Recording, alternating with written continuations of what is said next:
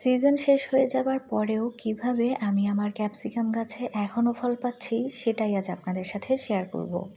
আসসালামু আলাইকুম এভরিওয়ান, আশা করছি সবাই খুব ভালো আছেন। আলহামদুলিল্লাহ, আমরাও খুব ভালো আছি।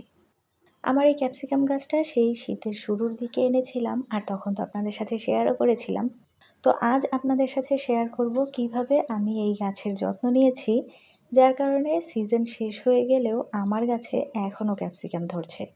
তার আগে দেখুন, এখানে একটা ক্যাপসিকাম ঝরে পড়েছে, আর এভাবে অনেকগুলো ক্যাপসিকাম এই অবস্থায় ঝরে গেছে। তো সেটার সমাধান আমি কিভাবে করছি সেটাও আজ আপনাদেরকে দেখিয়ে দিব। তার আগে শুরুতেই বলে দিচ্ছি, আমি কোনো এক্সপার্ট নই।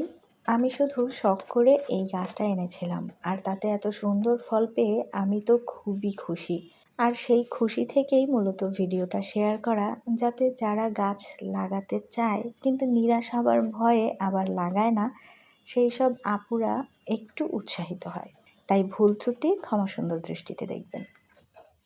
আচ্ছা, এবার মূল কথায় আসি। এই গাছটা লাগানোর সময় আমি পচা গোবর সার মিশ্রিত মাটি ব্যবহার করেছিলাম। সেই সাথে সামান্য পরিমাণে ডিএপি, 1 চামচ পরিমাণে সরিষার খোল আর ভার্মি কম্পোস্ট দিয়েছি। তারপর সপ্তাহে একবার করে চাল ডাল ধোয়া পানি দিয়েছি। এরপর যখন গাছে ফুল আসতে শুরু করে তখন সরিষার খৈল পচা পানি দিয়েছি। আর যখন ফল দেখতে পেলাম তখন নিয়মিত প্রতি 10 থেকে 15 দিন অন্তর কলার খোসা পচা পানি ব্যবহার করেছি। আর এই কলার খোসা পচা পানিটা যে কোনো গাছের জন্য খুবই ভালো কাজ করে। এছাড়াও অন্যান্য ফল ও সবজির খোসা 2-3 দিন পানিতে পচিয়ে সেই পানিটাও কিন্তু আমি এই গাছে ব্যবহার করেছি। আর তাতেই আমি প্রথমবার গাছে ক্যাপসিকাম পেয়েছিলাম। এরপর প্রচণ্ড শীতে গাছের অবস্থা এতটাই খারাপ হয়ে গেছিল যে আমি ভেবেছিলাম এটা মরেই যাবে। কিন্তু পরে দেখলাম যে এটা আসলে মরছেও না, আবার বাড়ছেও না। এই অবস্থা দেখে আমি গাছের সব ডাল পাতা ছাঁটাই করে আবারও নতুন করে ভার্মিকম্পোস্ট আর ডিমের খোসার গুঁড়া দিয়ে নতুন করে গাছের যত্ন নিতে শুরু করি। আর তারপর ফলাফল তো দেখতেই পাচ্ছেন, মাশাআল্লাহ। অনেক কুঁড়ি বের হলেও মাত্র 3টা ক্যাপসিকাম টিকেছে, আর বাকিগুলো সব ঝরে পড়েছে। এখনও নতুন করে আরও অনেক কুঁড়ি আসছে আর এভাবেই ঝরে পড়ছে। তবে আজ দেখলাম কয়েকটা টিকেছেও, আলহামদুলিল্লাহ। তো এই ঝরে পড়ার সমস্যার সমাধান করতে আমি আজ আবারও গাছে খাবার দিচ্ছি। এখানে গাছের গোড়ার থেকে কিছুটা দূরে মাটিটা খুঁড়ে আলগা করে নিয়ে 1/2 চামচের থেকেও কম পরিমাণে পটাশ আর 1 চামচের চেয়ে একটু বেশি ডিমের খোসার গুঁড়া দিয়েছি।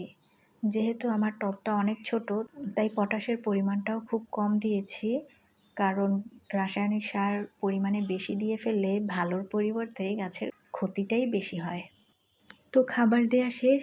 এবার গাছের পুরনো যেসব বড় পাতা আছে সেগুলোকে ফেলে দিচ্ছি, কারণ এই বড় পাতাগুলোতে গাছের অনেক শক্তি ক্ষয় হয়, যার ফলে ফলের উপর ঘাটতি পড়ে যায়।